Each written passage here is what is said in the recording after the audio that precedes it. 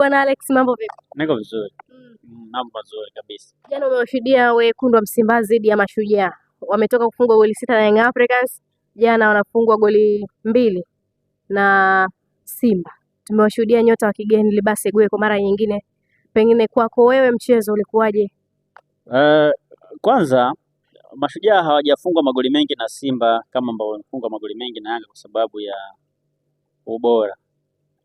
Yanga wana timu bora sana kuliko Simba. Ndio maana imekuwa rahisi kwa Yanga kuwafunga Mashujaa magoli mengi na ikawa ngumu kwa Simba kuwafunga Mashujaa magoli mengi. Hata ukiingilia kwenye nafasi ambazo zimetengenezwa, wazungu wanasema chance created. Simba hawakutengeneza nafasi nyingi za wazi dhidi ya Mashujaa, kwa sababu kuna sehemu Mashujaa walikuwa wana uwezo wa kushindana na Simba na walikuwa wanafanikiwa. Lakini pia ukiachilia mbali hilo, Simba bado ina wachezaji ambao wazuri kwa sasa hivi ambao bado hawajapata ule muunganiko mzuri wa kucheza kitimu. Labda taratibu wakipata muunganiko mzuri inaweza kuwasaidia wao kwenda kufanya vizuri zaidi kwenye mechi zao na kushinda pia mabao mengi. Kwa hiyo kwa jana Simba ameshindwa kufunga mabao mengi kama ambavyo Yanga amekuwa akifunga mabao mengi dhidi ya Mashujaa kwa sababu ya ubora kikosi cha Simba. Bado Simba ana kikosi bora kama Young Africans. Lakini kiujumla mechi ilikuwa nzuri. Pamoja na kwamba tulishuhudia mabao mengi, lakini tulishuhudia mechi ambayo ilikuwa na ushindani kwa namna moja ama nyingine. Tulishuhudia mechi ambayo ilionyesha quality ya Mashujaa na quality ya Simba Sports Club. Lakini ni mechi ambayo pia tulikuwa tunatazama zaidi kwa upande wa Simba kuona maingizo mapya ya Simba yatakuwa yameleta kitu gani. Kwa maana ya kuangalia wachezaji wapya, Ismail Ture kwenye eneo la ulinzi ambaye hakucheza dakika nyingi aliyoingia baadaye, Nelson Kibabage kwamba kwenye ligi ataofa kitu gani, lakini pia kumwangalia Chama ataendelea kuongeza kitu gani kwa sababu mchezo dhidi ya Tunis aliingia kipindi cha pili. Lakini pia ukiangalia wachezaji kama Lebasi Gay wanaongeza nini kwenye timu, ukitazama mtu kama Anset Oura ataongeza nini kwenye timu. Wengine pia walisubiri kwamba labda Liomba labda na Loemba na labda angecheza. Kwa bahati mbaya hakucheza, nilikuwa namwangalia jukwani pale amekaa. Kwa hiyo watu walikuwa wanatazama Simba kama sehemu ya kuangalia maendeleo yao kama timu, lakini wachezaji wapya ambao wanaingia wanakuja kuofa nini. Ukiangalia kwa Simba, moja ya vitu ambavyo mpaka sasa wamewini ni kwamba Simba wamefanikiwa kupata wachezaji wazuri kwenye dirisha dogo. Wamefanikiwa kupata wachezaji ambao wana work rate nzuri, wamefanikiwa kupata wachezaji wenye vipaji vikubwa, wamefanikiwa kupata wachezaji wenye uwezo mzuri ambao wanaweza kuisaidia Simba miezi miwili na kuja mbele.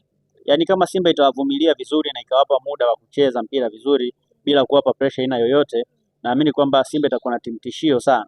Itakuwa ni mmoja ya timu bora sana kwa sasa kwenye ardhi ya Tanzania miezi miwili na ukuja, au labda mwezi mmoja ujao, kwa sababu bado hawajapata ule muunganiko mzuri kama timu.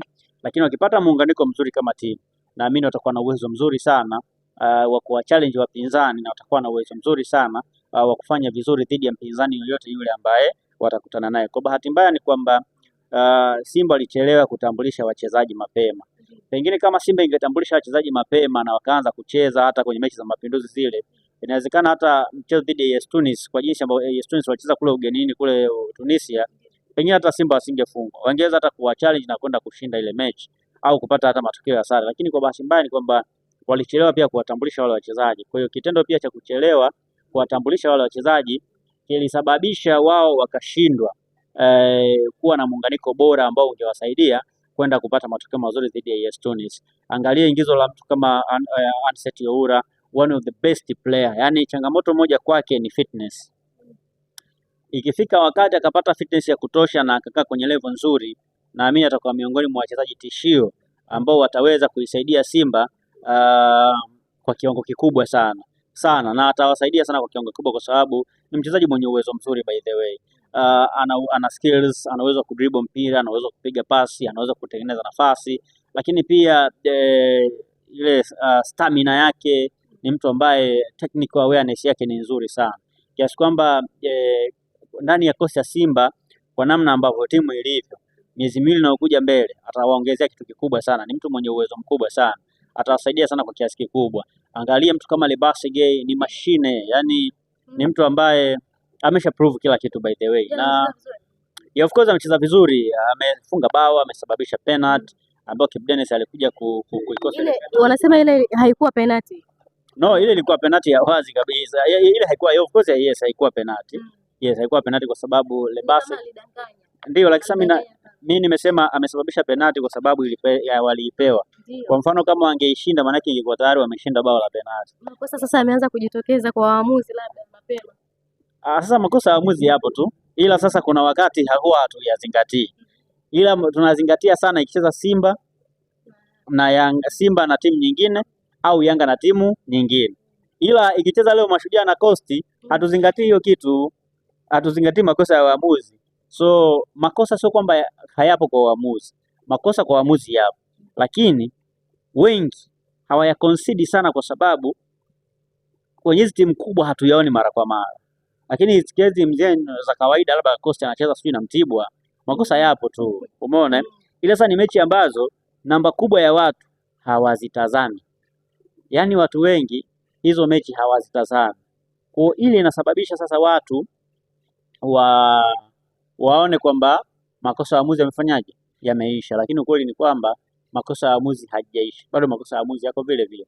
Jana kwenye Lebase Gay hajaguswa na mtu, hajaguswa na mtu, ila alichokifanya ni kumhadaa mwamuzi kutokana na eneo ambalo alilokuwepo. Alipelekewa mguu, yeye akawa amesharuka. Kwa hiyo kitendo cha yeye kuruka, mwamuzi akatafsiri kwamba amechezewa nini, madhambi, ndio akaweka kwamba ni tuta. Kwa hiyo kwangu haikuwa penati, lakini mwamuzi alikosea na kuwapa penati ambayo haikuwa ya halali. Lakini nilikuwa nazungumza mwanzoni kuhusiana na uwezo wake, ile tactical awareness alionayo. Yaani ni mchezaji mjanja, ana ufundi mwingi kwenye miguu yake, kiasi kwamba ni rahisi kukuhadaa wewe. Kwa mchezaji mjinga pale asingejidondosha kwa namna ile, lakini yeye alijipeleka kajidondoshe.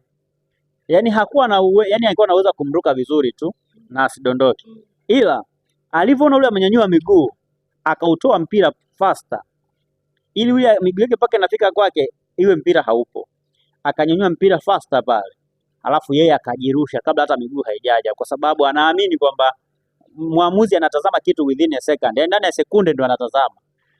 Akisipotazama hapo, maana tayari umewin.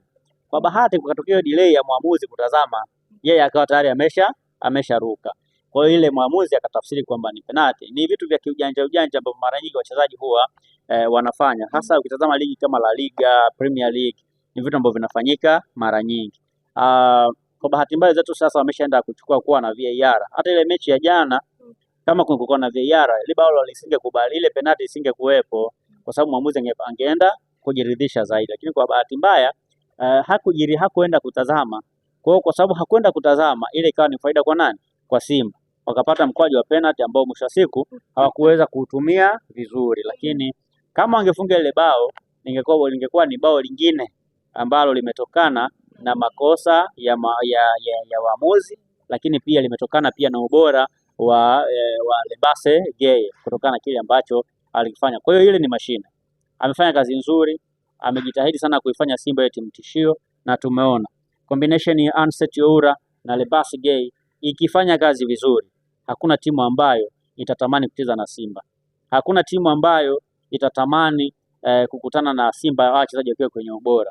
Yaani kila mtu anatamani mechi yake dhidi ya Simba ibadilishwe, yani isiwepo, ili mpaka labda wajiunge vizuri. Mimi nakwambia yani dabi inachezwa mwezi wa 3 Ndio.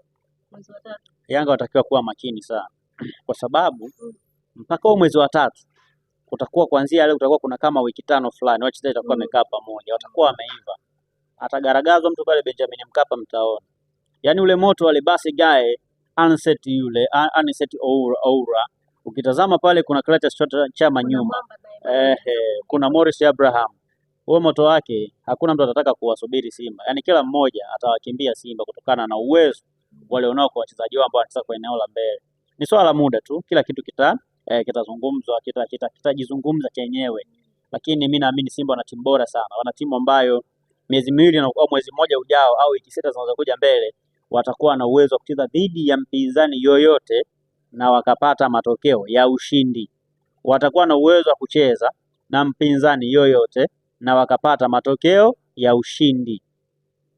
Kwa bahati mbaya hizi mechi za makundi zinakuja kipindi ambacho tayari au wachezaji wa Simba bado hawajapata muunganiko mzuri sana, ila ikifika wakati wakawa wamepata muunganiko mzuri, naamini kwa msimu huu hata kama watafanya vibaya kwa mashindano ya kimataifa, ila msimu ujao watakuwa na timu tishio sana, timu imara sana. Labda sasa viongozi wa Simba wajichanganye, waivuruge tena hii timu, ila kama hawataivuruga hii timu, watakuwa na timu nzuri ambayo itakuwa na uwezo wa kucheza dhidi ya mpinzani yoyote na wakapata matokeo ambayo ni mazuri.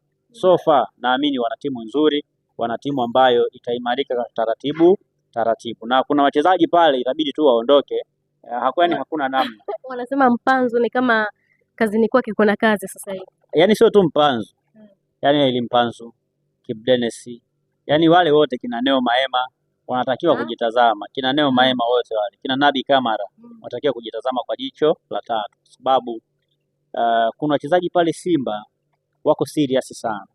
Kuna wachezaji pale Simba wana kiu ya kutaka kufanikiwa na Simba. Kwa hiyo kama itatokea kuna mchezaji yoyote atakuwa anafanya uzembe, hatapata nafasi ya kucheza. Kwa mfano hata Eli Mpanzu sasa hivi, kwa uwezo Anseti Oura akipata fitness nzuri, Eli Mpanzu hakoti kitu pale, hawezi akacheza pale. Kwa uwezo alionao Libase Gay, Kibu Denis hatapata nafasi ya kucheza pale. Maanake utaona ile winga kushoto na kulia, utamwona Libase Gay, Anseti Oura. Hapo kuna mtu anaitwa Loemba hajaanza kucheza. Na wanasema namba 10 gani mrefu? Yani kimo hakitafsiri namba, eneo ambalo mchezaji anacheza. Zamani tulikuwa tumezoea kwamba beki lazima awe mrefu, mshambuliaji lazima awe mrefu. Lakini sasa hivi kuna mabeki wafupi wanacheza kama kina Dickson Job, kina Kibwana Shomari, ni wafupi wanacheza, kina Mohamed Hussein, ni wafupi lakini wanacheza. Watu kama kina Bakari Nondo Mwamnyeto wanakaa benchi hawachezi. Umeona? Kwa hiyo sasa hivi mpira umebadilika. Haupo tena kwenye vimo vya wachezaji. Mpira upo kwenye ufundi wa wachezaji. Uwezo wa mchezaji uwanjani ndio unampa room ya yeye kucheza ama kuto kucheza. Kwa hiyo haijailishi kwamba Loemba ana kimo kirefu ama ana kimo kifupi, lakini still ni mchezaji mzuri, ni mchezaji ambaye ana uwezo wa kucheza namba 10 na kufanya vizuri. Lakini sasa kwa watu ambao hawajui, yani Loemba sio tu mshambuliaji wa kati, sio tu namba 10, ni mchezaji pia ambaye ana uwezo kucheza kama mshambuliaji wa mwisho, ana uwezo kushambulia kutokea kushoto, anaweza kushambulia kutokea kulia kama winga. Kwa hiyo watu wasiseme tu ni namba 10. Yes, ni namba 10, anaweza kucheza. Lakini ana maeneo mengine zaidi ya hayo mawili, zaidi ya hilo moja ambayo ana uwezo wa kucheza. Kwa hiyo wabakishe maneno. Mimi naamini kwamba Simba wana wachezaji wazuri. Loemba of course sijamuona akicheza bado, lakini bado namwekea kwenye ile na bado yaani sitaki kumhukumu moja kwa moja kwa sababu ana nafasi. Kwa jaribu kufuatilia kule kwenye ligi ambayo ametoka. Of course kwenye timu yake hakuwa anacheza mara kwa mara, zipo game nyingi ambazo alikuwa anaanzia bench, lakini kwa uwezo alionao naamini kwamba bado ana uwezo kuja Simba na akacheza vizuri. Unajua pia wakati mwingine ni issue pia ni saa zingine ile tunasema ni matter of adapt, yani wewe namna gani unazoea mazingira, yani unaadapt vipi mazingira kutoka leo kwenda siku nyingine. Kwa hiyo the way utakavyo endelea kuadapt mazingira ndivyo ambavyo utaendelea kuwini zaidi. Kwa hiyo kwa upande wa kwake yeye kama mchezaji ana nafasi ya kuendelea kuadapt mazingira, lakini ana nafasi ya kuendelea kufanya vizuri zaidi. Kwa hiyo mimi naamini kwamba kwa uwezo ambao ameonyesha bado ana nafasi kubwa sana ya kufanya vizuri. So tuendelee kumtazama, tuangalie namna gani ambavyo atakuja kuperform kwenye klabu ya Simba. So far mimi bado nampa benefit of doubt, ana nafasi ya kuja kuprove. Lakini kwa wale wachezaji ambao tayari ameshacheza tumeshaona moto. Nafikiri labda mtu mwingine ambaye tunatakiwa kumtazama sana ni Ismail Olivier Toure, beki ambaye alicheza dakika kadhaa, nadhani kama dakika 10 za mwisho hivi alicheza, ingia kuchukua nafasi ya Roshan Derek. Alionyesha uwezo mzuri kwa dakika ambazo amecheza, lakini bado tuendelee kumpa nafasi. Tuone nini ambacho anaweza kuja kukiofa zaidi hapo mbele kwenye game ambazo zinafuata, lakini naamini kwamba na yeye ana uwezo wa kuonesha kitu kizuri. Ni swala la muda.